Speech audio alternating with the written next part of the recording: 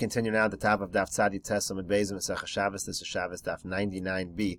The Gemara here is continuing with a brisa that's describing the halachas of taking from a boar, which is considered a rishus hayachid, and taking from that into rishus harabim. So the brisa says, "Ela imkein asula mechitza gavoa yud tfachim." The only time you could take from that boar, out of that boar, into the rishus harabim, is if you make the rishus harabim into a rishus hayachid by creating a mechitza around the boar that's 10 tfachim high. Rashi says, "Mechitza yud sheyehei hamimale omed lifnim min mechitza mamale."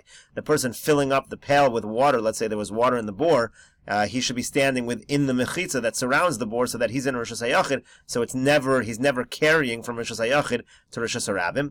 Ve'ein shosin heimena b'Shabbos, and you can't drink from that boar on Shabbos. Elam kein hichnes lo rosho v'rubo. He's got to enter his head and most of his body into the boar. Rashi says, ve'ein shosin heimena lamod al svasa v'lishov kli. Person shouldn't stand by the side and draw out with a kli, lahachnis rosho lechalala v'lishtos, and to enter his head in there into the cavity and to drink. Kedetanan lo yamod adam b'rishus harabim v'yishta b'rishus hayachid. This follows the Mishnah which says a person should not stand in rishus harabim and drink in rishus hayachid shema yimshoch hakli etzlo, because then we're afraid he's going to pull the kli from the rishus hayachid into the rishus harabim again, unless he's hichnis rosho v'rubo. And then the whole point of bringing this brisa was for this line, ubor v'chul yasam mitzdarfen la'asara. The boar and the chulya, the boar and the mound of dirt that surrounds the boar, that can combine for your 10 tvachim. It doesn't need to be 10 tvachim deep, solely deep. It could be let's say 5 tvachim deep, and then the chulya that surrounds the boar could be 5 tvachim high. So the Gemara now says, Boy minei Rav Mordechai me Rava. Rav Mordechai asked Rava the following question: Amud b'rishus harabim gavoa yud v'rachav daled. Let's say you have a pillar in rishus harabim. It's 10 tvachim high and it's 4 tvachim wide. V'zorak v'noch al gavav. A person throws something and it lands on top of the amud. Mahu, what's the halacha? Now, of course, logically, it seems for sure this should be chayiv. You're throwing from rishus harabim to rishus hayachid. But he explains his question. Mi amrinon, do we say hare akira be'isr v'hare hanocha be'isr? You have an akira be'isr, you've uprooted it from rishus harabim, and you have hanocha be'isr, you've put it into rishus hayachid. O dilmor, maybe kaven demi makom p'tur ka'asi lo. Since it's coming from a makom p'tur, you're going to be potter. Rashi here explains, Hare akira be'isr me rishus harabim. You've done an akira. You've uprooted it from rishus harabim. Hare hanocha be'isr b'rishus hayachid. You've done a hanocha be'isr in rishus hayachid. But mimakom p'tur ka'asya she evsha shelo higbiya tchila lemala min ha'amud. Obviously, this item that you threw at one point must have went above the pillar. Shehu makom p'tur, and above the pillar is more than 10 tvachim above the airspace of rishus harabim. That's a makom p'tur. She'eno avir rishus harabim. It's not the avir of rishus harabim, because that doesn't go above 10 tvachim. V'avir rishus hayachid nami lo have, and it's not even considered the airspace of rishus hayachid. Dechia amrin and rishus hayachid ola ad l'rakia. When we say the principle that rishus hayachid goes up to the heavens, hani mili keneged rishus hayachid. That's only if you're opposite the rishus hayachid. In this case, directly above the pillar. Aval hai mekame delimti la'avir amud agbiya l'malam me'asar. But here, before it gets to the amud, it's already above 10 tvachim. It's in order to have the ark to land properly, it's going to go above 10 tvachim from the earth, even in the rishus harabim, and that doesn't count as rishus harabim. So basically, it went from rishus harabim through a makom p'tur to rishus hayachid, and that was the question that Rav Mordechai asked Rava. So the Gemara says, Amar lei. So Rava said back to him, Masnisin it's actually a Mishnah. The Meseches Shas says it's not Rava, it's Rabba, but in any case, whoever answers, he told him it's a Mishnah. Asa Shaila the Rav Yosef, he asked the same question to Rav Yosef. Amar lei Masnisin, he said it's a Mishnah. Asa Shaila le Abaye, he asked Abaye the same question. Amar lei Masnisin, he gave the same answer. It's a Mishnah. Amar lo, he said to them, Kulchu baroka da'adadi tefiso. You're all spitting with the same spittle. You're giving me the same answer, which is not giving me any answer at all. Amruleh, so they said to him, Va'at tizbra, you don't think it's a Mishnah? V'atznan, we learned in the Mishnah, Hanotel mehen v'nosen al gabon chayiv, talking about our very Mishnah, which talks about taking from the rishus hayachid, let's say the rock, the boar, whatever it is, you take from them and you put on top of them, you're chayiv. And in that case also, we had a case where it's 10 tvachim high. Clearly it's going above 10 tvachim at some point. So Amarlei said to him, no, Dilma Masnisin b'machat. Maybe our Mishnah is talking about with a needle, it's so small, it doesn't even need to go above 10 tvachim to land on top of this surface. So the Gemara says, Machanami yashadullah midli apor. So what are you talking about? Even a needle, it's got to go a little above the platform. If you have a platform that's 10 tvachim high, the needle's going to have to go 10.1. It's going to have to go a little higher to land on it. So the Gemara gives two possible answers. Either, they're similar answers, either the Islay Morsha, Inami Deramya Becharitza. Rashi explains what this means. Rashi says the Isla Lasela Morsha. the rock might have a morsha namuch miyud. It has a little area below 10 tvachim. V'kevan dekula gavoa yud bar me'ahi morsha. Since the entire rock is above 10 tvachim, except there's a little, this little area that is a little bit lower. V'iyu lo havim makom chashav, and it's not its own makom chashav on its own. Havale chorei rishus hayachid. It becomes the cavities, the holes within a rishus hayachid, and even though it's not 10 tvachim above the ground, that would count as rishus hayachid when it lands there. Inami deramya machad becharitz shabasela shabarosha. There might be a ditch, a little cut on top of the rock. V'lo nafal milmala miyud el sochiyot. So it really fell, again, same basic idea, it fell within 10 tvachim.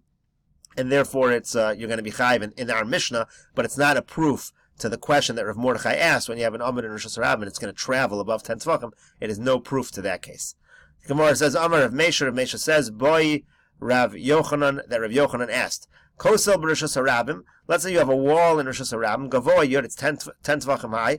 Ve'eno rachav arba, but it's not 4 wide. Umukaf lekarmelis, and it is surrounding a karmelis. V'aso rishus hayachid, and it turns the karmelis into a rishus hayachid. V'zarak v'nachal gabav, and then you throw from the rishus harabim, and it lands on top of this wall. So what's the halach in this case? Mi amirin kevan deino rachav dalid makom ptoru. On the one hand, you could say that since it's not 4 wide, the wall itself is not 4 wide, it has the status of a makom ptor.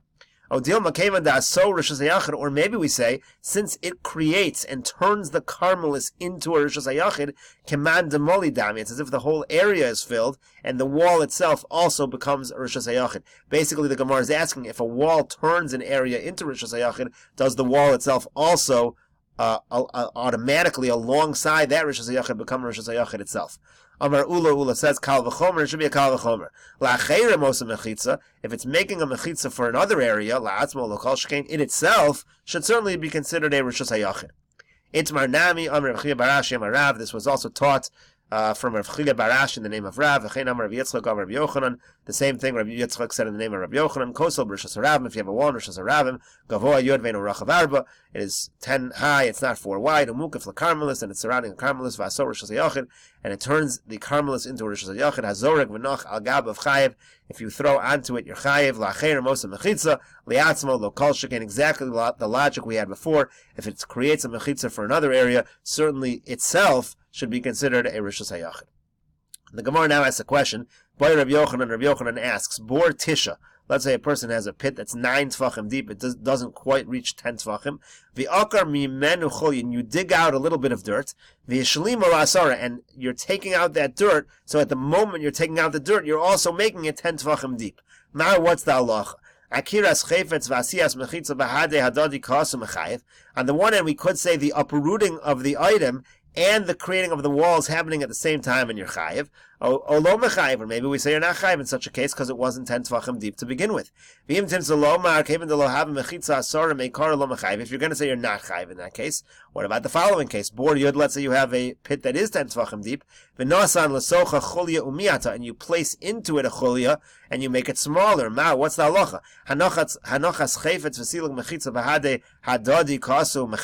Maybe we say that the placing down of the item removed the mechitza at the same time, so you're still chayiv.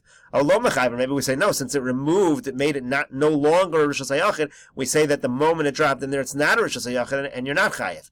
So the Gemara says, Tifshot le mididei. We can answer it from a statement Rabbi Yochanan said himself on the following Mishnah. That's not what we learned in the Mishnah. Hazorek arba amos bekosel. If a person throws something 4 amos in it, and it lands on a wall, or we'll see it attaches itself to a wall.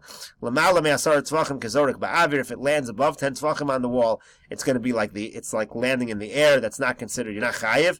But if it's below 10 tvachim, so you're really in the airspace of rishus harabim, kizorek ba'aretz, it's as if you threw it onto the ground.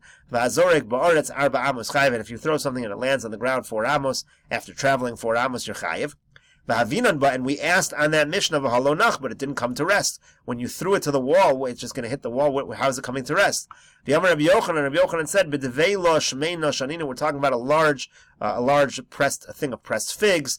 It's sticky. It sticks to the wall. That's the point. So the Gemara says, based on Rabbi Yochanan's statement, we can answer this question with the chulya. How? So the Gemara says, V'amai, why? If it's sticking against the wall, the item itself hasn't really got a full 4 amos because it's sticking out from the wall. So it's very similar to if I throw a piece of dirt into a pit, and the dirt itself is making the pit less than 10 tvachim deep. Here, the devela itself is making the amount that it was thrown less than 4 amos. So you see, obviously, we don't care about that. You're still chayiv. So the Gemara answers, no, it's totally different. Hasam lo mevatale, over there by the devela, you're not mevatel the devela to the wall. You're not saying that I want the devela to be a part of the wall. Hacha mevatale, over here, when you're filling a pit with dirt, the whole point is that you're trying to be mevatel the dirt into the pit. You're trying to fill the pit. So therefore, in this case, you really are taking away from the depth, which makes it Rosh Hashanah, and maybe in this case you would be pater, whereas in the case of the devela, it's obviously you're chayiv. The Gemara now asks a question. Boy, Rava asks, Zorak daf v'noch al gabe yesedos. Let's say a person throws a large piece of wood, or so it's going to be like a platform, and he's throwing it on top of pegs, so it's literally creating a platform, or Rosh Hashanah, as he's throwing it. Ma, what's the halacha? So the Gemara says, what's the question exactly? It's an exact case where the placement of the daf of this piece of wood is creating a mechitza at the same time it's landing. Hainu de Rabbi Yochanan. That's exactly the question that Rabbi Yochanan asked. So the Gemara says, Ki kami boile l'Rava. No, Rava's question was, Kagon de zorak daf v'chevetz al gabav. The case is he threw this piece of wood, and on top of the piece of wood there was another item. So there, now it's a little more complicated, because what's the halacha? Is this exactly like the question we had before, where the item is landing and creating the mechitza at the same time? O dilmar, maybe, in this case, when he's throwing this piece of wood up onto the poles, and it's creating Rosh Hashanah, the item on the piece of wood is going to be midlapur, so it's going to lift up a little, and then come back down. It's going to happen afterwards. So kasiyas mechitza v'hanochas chayvetz dami. Maybe it's similar to creating the mechitza first and then putting down the chayvetz. So then you for sure be chayiv. It wouldn't be like our question before. And the Gemara says teku for that. We will leave it as a question. Amar Rava says pshitali. It is obvious to me mayim al gabe mayim, water on top of other water. Hainu hanachasan. That is a real hanacha. Rashi says hainu hanachasan v'im notal mixasan. If you take some of the water v'hotzi and you're motzi it havi akira. That's certainly an akira. That's for sure. Egos al gabe mayim, and if you have, let's say, a nut floating on the water, the Gemara will continue with Rava's statement. We'll see it in the next video on Daf Kuf Amud Aleph.